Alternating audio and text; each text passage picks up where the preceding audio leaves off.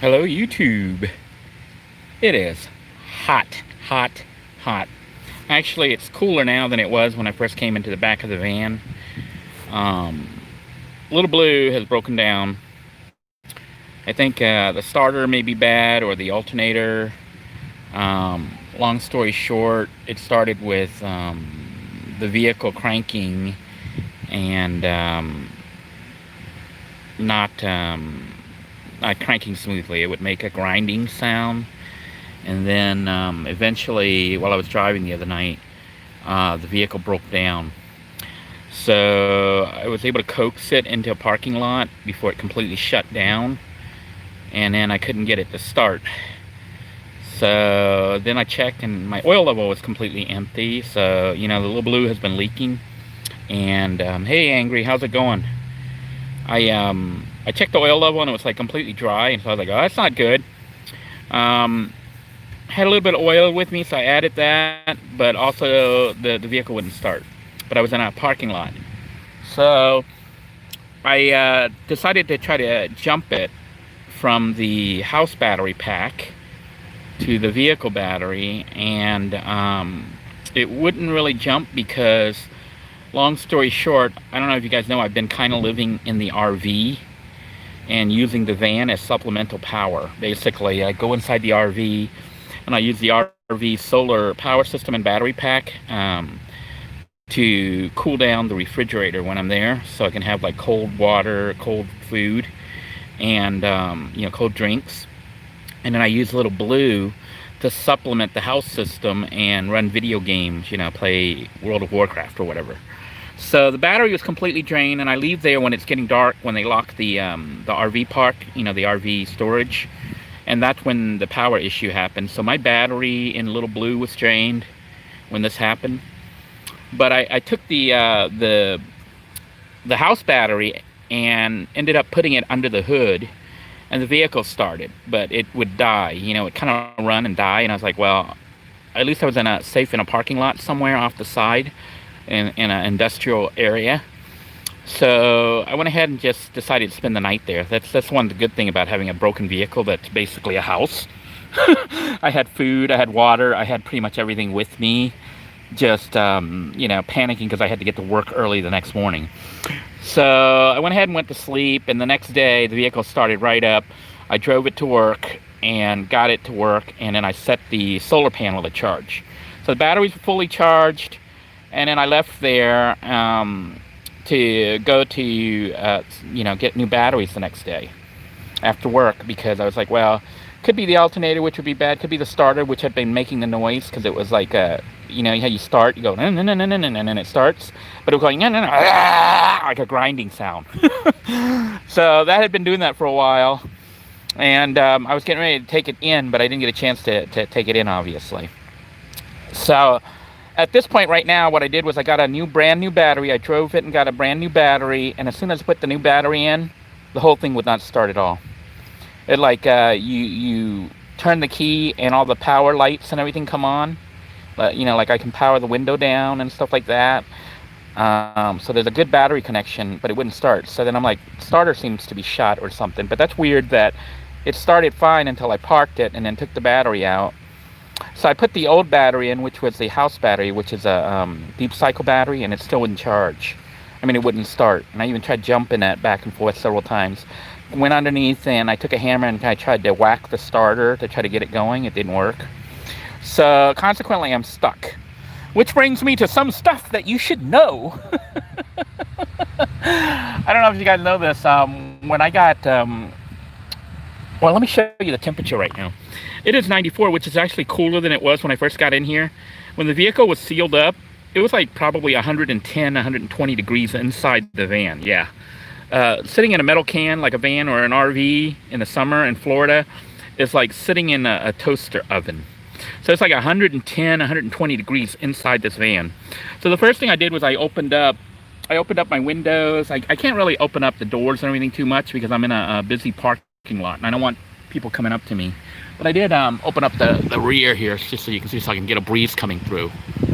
And basically, I got like all the side doors and windows kind of propped slightly open, so wind is blowing through.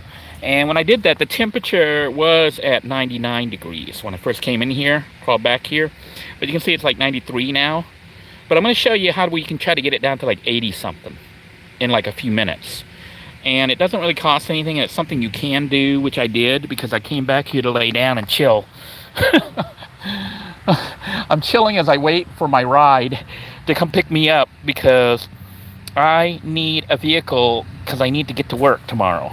I can't lose my job, okay? Not right now. This would be very bad timing.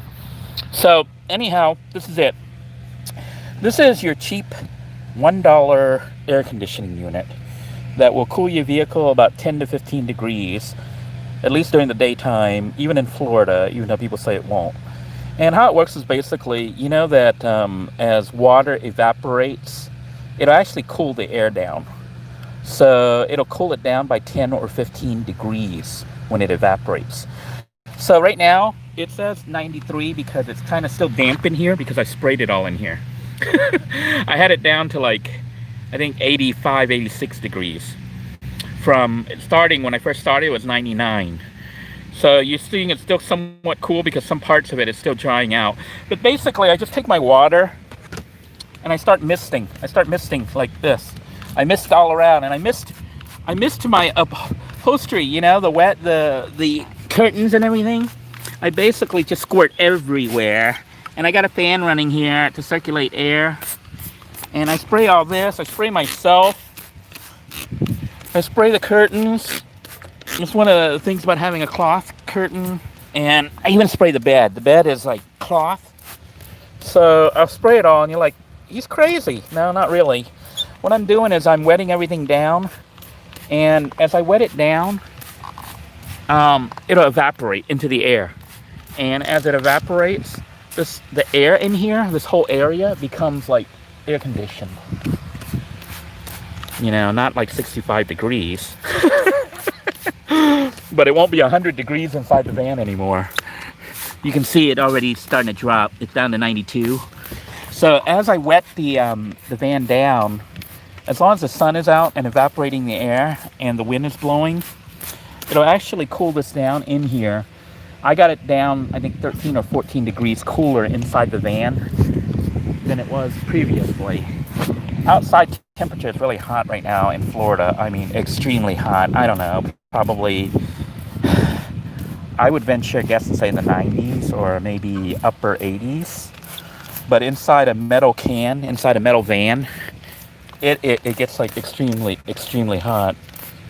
So here I am just spraying everything down, seeing if I can get it to cool down to show you here, but I don't know what just fell there. But basically I wet everything.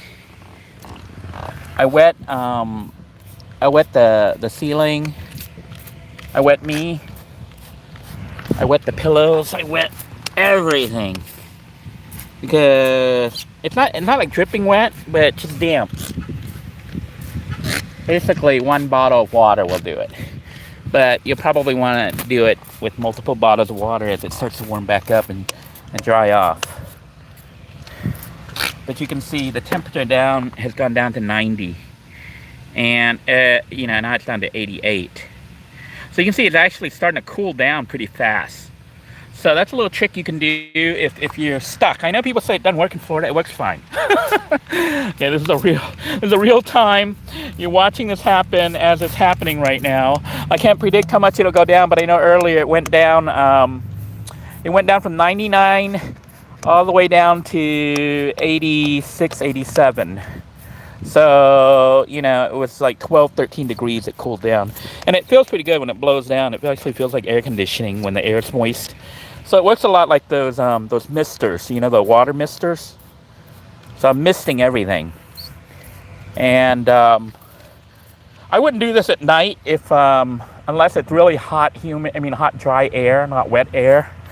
Although I've done it at night. I just don't spray everything. I spray myself. You know, like right in front of the fan. So, you know, I got a fan blowing here. So I got two fans running. And you're like, why? How's he able to run all that? Well, remember Little Blue now has solar panel. So even though the car's having electrical issues and won't start, I actually still have full power as far as electricity. I I cooked some rice earlier to eat, and I had some food that I had bought. So I was able to cook. I mean, if I didn't have to work, I could actually live like this. you know. So here I'm just showing you that it is working real time. You can see it's down to 87, dropping to 86. So you can see this is like poor man's air conditioning. You know, you can make it cool down. So we're down to 86. I don't think it'll go much cooler than that, maybe 85 if we're lucky. But it wasn't bad considering that when I first started it was 99 in here with the windows and the doors open. But you know, that's about how far I can get it down today. And I think you know, if it was sunnier, but then it gets hotter outside, you'll see more of a difference. Like right now, 86 seems to be as low as I can get it. And so I can actually lay down in here now for a while and take a nap. I'm waiting for my daughter-in-law to bring me another car so I can switch cars. I have to try to get Bluetooth, and that's where I'm going to talk about like several things that are wrong. How you get almost scammed by like Good Sam's, and even AAA to an extent. But here's what ended up happening. When I got the RV last year, do you remember we had the crisis where I had to evacuate because of the hurricane, and then the RV died on State Road. I think it was State Road 70, the one that crosses from the east side of Florida, east coast down towards the west coast, towards Tampa, and it's a really scary little dinky 2-lane road. Anyhow, the vehicle died, and I ended up stuck out there, and I called Good Sam's to sign up, but they won't tow right away, and they'll only tow to their service facility, somebody that's in their network, so you don't even get to pick where you go. And what happened was I signed up for Good Sam's. They said they wouldn't tow me for like 3 or 4 days or whatever, so then I had to pay for towing when I did get a mechanic. Remember Rob, Big Rob? And he tried to fix it. He was a mobile mechanic, and he tried to fix it on the side of the road and got it kind of working, and then it died again. So we had to have it towed over to his shop, the RV that was. So the RV got towed there, but I had signed up for Good Sam's, and the package I signed up for was like their package that I think allows you to have the RV as well as your vehicles. So it's supposed to cover vehicle towing as well as RV, which I have. Well, I tried to call them when Little Blue died to have it towed, and then they said, well, you have to go to their service center, and if their nearest service center doesn't service it, then you have to tow it to like your location or whatever. Going to be and all that, and you have to pay $5 per mile. $5 per mile. So I wanted to have this towed to my regular mechanic, who is Marcelo, who knows Little Blue intimately. And they were wanting to charge $5 per mile. It became like more than $200. More than $200 to have it towed. And that's with the Good Sam's. I'm like, you're kidding me. But not only that, when I tried to call for towing services, it went to this voice thingy, voice navigation. You had to go, press 1 for this, press 2 for that. After you go through that whole menu, it puts you to this blank line where nobody's on the line and you're just sitting there. No one answers. I'm like, this is my first time ever using Good Sam's towing service, and it stuck me into a dead end and just left me sitting there with no one. So then I called customer service and spoke with the department for, starting a new account or whatever. That's how I could talk to a human, because I knew they would talk to a human when you're trying to sign on. So I said, look, this is what happened on my first call. And she was the one who patched me to their dispatcher, who told me I would probably have to pay $200 to have my vehicle towed, even though I have Good Sam's towing coverage. So I was like, screw that. I'm going back to AAA for a vehicle, because AAA will handle, and if you get like AAA, get AAA Plus. AAA Plus will give you up to 100 miles free towing, and you can go wherever you want, 100 miles, and I think you get it like 3 times or something like that, 3 or 4 times. So, out my van. So anyhow, let's see. It still says 86. You can see it's nice and cool in here right now. I mean, it's not like cool, but it doesn't feel like I'm in an oven. That's from the $1 air conditioning unit. You know, anybody can make one of these. Just pick up a water spray bottle, get some water, and spray. Squirt it all over everything. It'll evaporate, and you will stay cool. Have it towed right away. So, you know, it's going to be... Basically, you want to sign up for one of these services before you need it, but don't go Good Sam sucks. AAA is better, I think. Although I haven't tried their RV. I may sign up for AAA RV because I was so annoyed. I called Good Sam's customer service again afterwards after they told me it was going to be like more than $200 to have it towed, even though I have Good Sam's vehicle towing. I was like, hey, cancel my thing now. Then they wanted to sell me auto insurance and house insurance and all sorts of other crazy crap. I said, ma'am, I know you're only doing your job, but at this point, I don't want to deal with you guys anymore. You guys have crappy service. And she's like, and I said, ma'am, I know you have a script you got to do, but I'm trying to deal with a broken car, so please, just cancel my service and give me the refund. She says, it's only going to be $10. And I said, it doesn't matter. I don't even care if it's $1. I want my refund just to make a point. You guys have terrible service. People sign up for you so that when they have an emergency, you know, you say peace of mind with Good Sam's. So when they have... So that's where we're at. So right now, I need to get another vehicle so I can drive to work. I have to figure out what to do with Blue, and then I gotta wait until I can get it towed. So I'll be living in Blue, I guess. Wait until I can get it towed. So I'll be living in Blue, I guess, even though I can't drive it.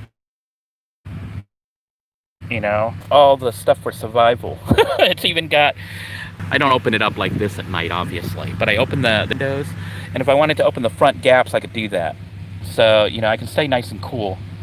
But,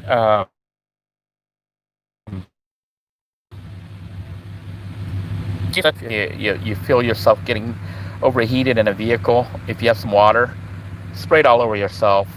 Coat things with it. As long as you don't put it on electronics that's going to electrocute, you know, short out, you can cool your vehicle down at least enough to make it bearable for a few minutes. And I think like one bottle of water will last me about 15-20 minutes of cooling. Then I have to spray again. You can see it's starting to... All right, it looks like we're losing the connection, so I'm going to go ahead and sign out here. But somebody was just asking if my wife has the Matrix. Yeah, so I'm going to try to use the Matrix to drive to work temporarily while I deal with Little Blue. I'm thinking of actually getting another vehicle and doing another van build. I'm going to fix Blue. Maybe with, because we know everything that's wrong with Blue. Get a new vehicle, you don't know what's wrong with it. But it might be interesting to do a new vehicle build because, you know, I don't know if you guys saw Timothy's build. He has some really cool... You got storage. It's got a nice full-size adult. It's got like 3 fans, although not working right now because the cord broke. The cord ripped in. I was going to do Little Blue, a rebuild on Little Blue, but Little Blue, honestly, they have potential problems. I don't know if there's going to be other problems once I get it towed. Cheap van. Gone crazy around here. And then the other thing about it is I kind of like having the minivan. You know, the minivan, because if I get another van to build, it, you know, like to travel in. And if you get a full-size van, you can travel in. It's a little bit more comfortable, but it uses more gas. If you get a minivan, I already know what it's like. And the main thing it'd be used for is cooking and sleeping, you know. We'd be traveling and doing things, my wife and I, just seeing things, sightseeing. So the van's mainly for living in. So this build could be used for that as is. But I was thinking of building, if I build a new van, I was thinking of making a living room so that the bed would be, you know, this bed I can convert and then flip up and it has a seat up front, but it allows this van to function like a regular van and carry people because this was designed for my kids, you know, for visitation. The new van would be designed for 2 adults who are living in it and traveling. So the 2 front seats would be there for the adults to sit in, but the rear is like housing space. So it would actually be set up to become like a living room during the daytime so you can sit and watch movies or play on the computer or whatever, or do some work. And then at night, easily convert it to bed mode. But, I'm debating it or 10 inches wider, which doesn't seem like a lot. Storage will all be underneath. So that's something I'm thinking of working on. The other thing I wanted to try to do with the build was keep the cost down, but also kind of like Tim's build, try to make it so it wasn't permanent. You can easily remove it. But I saw some of Tim's ideas, which I'm going to try to implement. Some offset, similar ideas, because he had some really good ideas on his build. So if you haven't seen Tim's video, he's got great ideas for like doing real insulated curtains, if you want to call them curtains, shades is more like it. I used to the air conditioner.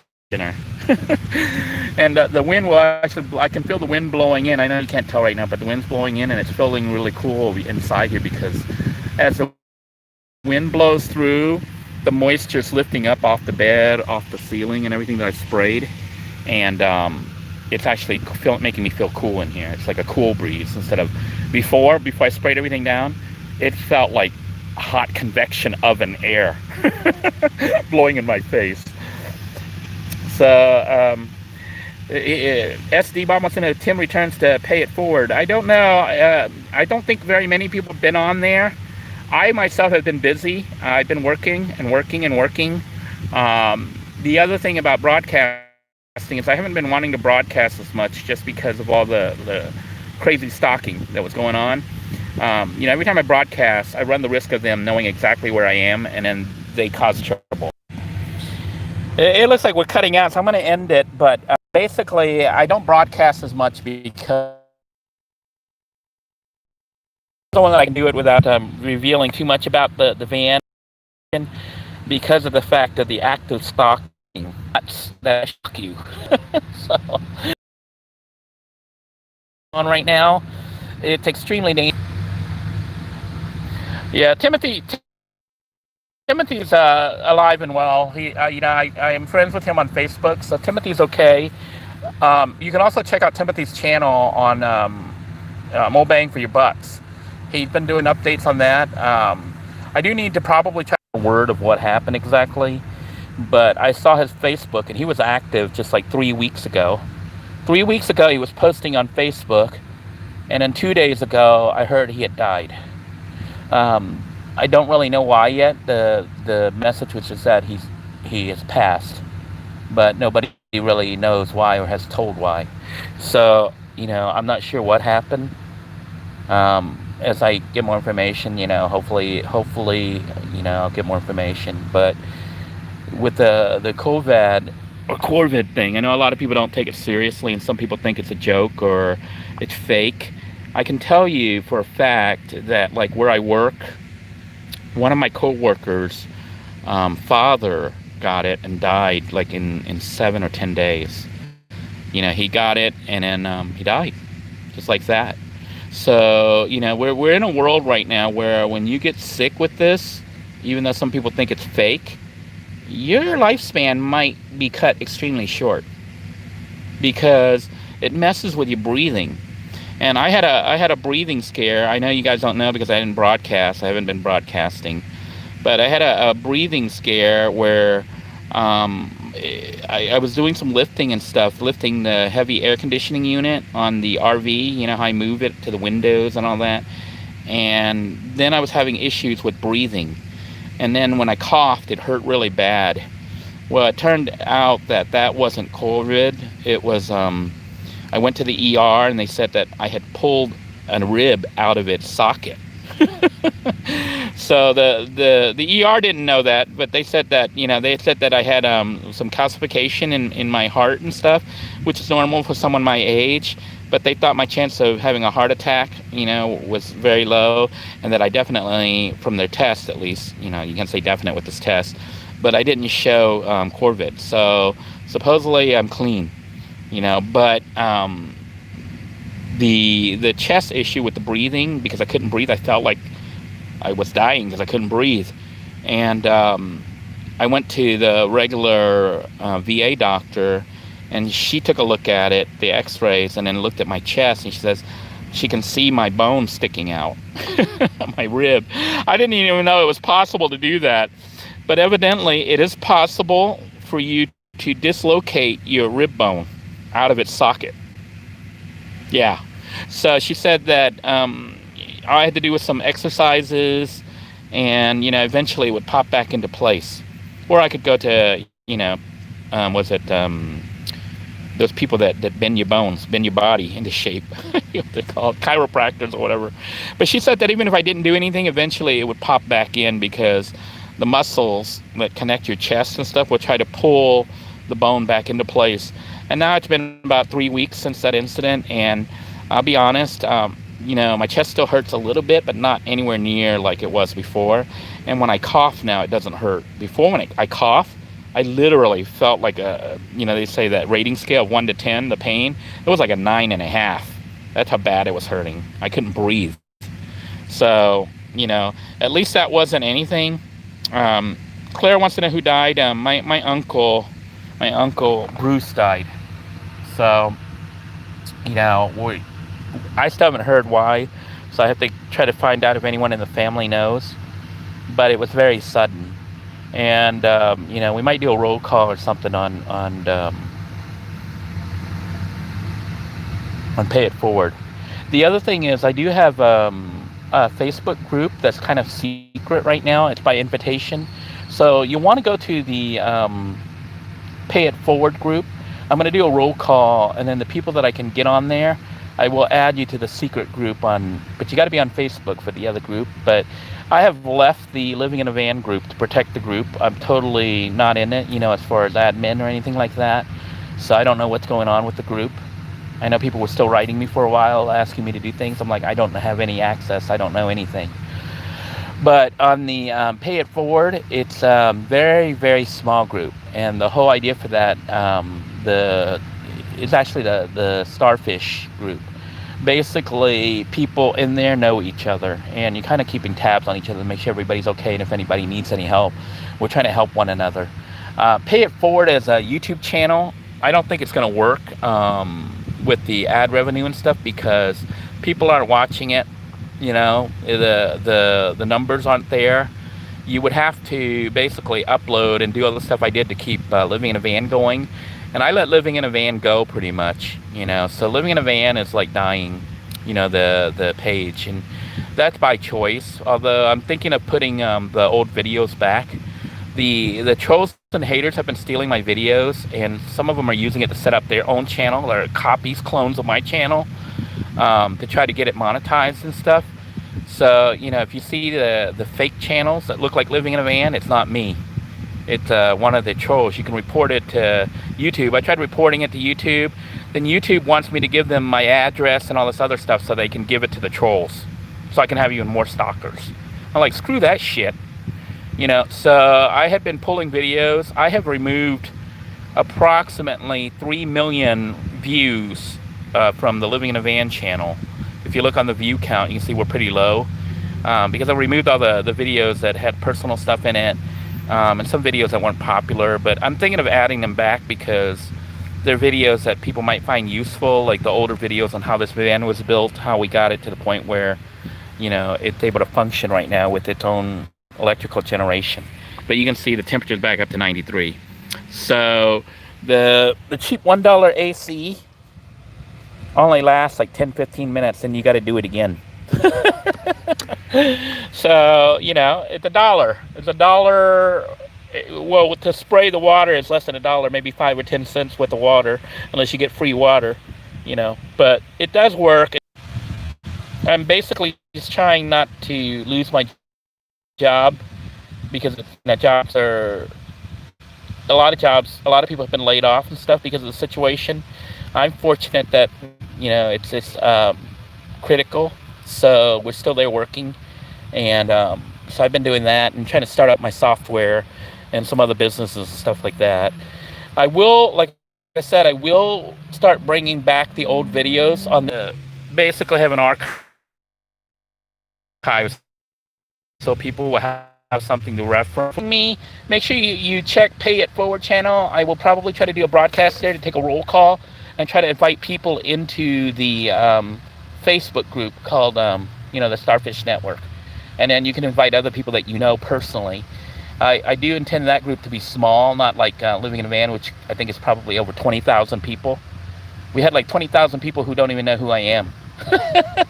You know, and that's okay, because you know I didn't make the group so that people would know who I am and stuff. I made the group as a resource, as a support group for people living in a van, not for people following me.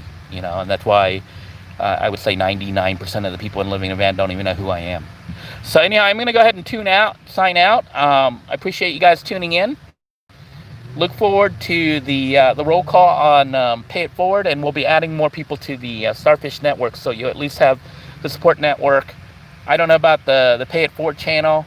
You know, it has the capability to go live, but it doesn't have anywhere near the watch hours it needs to get monetized, because people aren't watching the videos. So it's a failure at this point. Stay safe, everyone, and if you're not wearing masks, it's not something you from other. Protect other people from you, because there may be carriers. Some of the people spreading COVID are not showing the symptoms, but they're spreading it to other people. And where I work, some people actually did get infected, and you know, they're under quarantine and whatnot. We take it very seriously, so everybody at work wears a mask, and I wear the mask when I'm around people. I wear the mask when I'm out shopping, but obviously when I'm by myself in my van, I don't have. So stay safe, everyone. God bless you all. Please take care of yourselves, and try to stay cool. Get one of these and some fresh, clean water. All right, take care, everybody. Bye-bye now.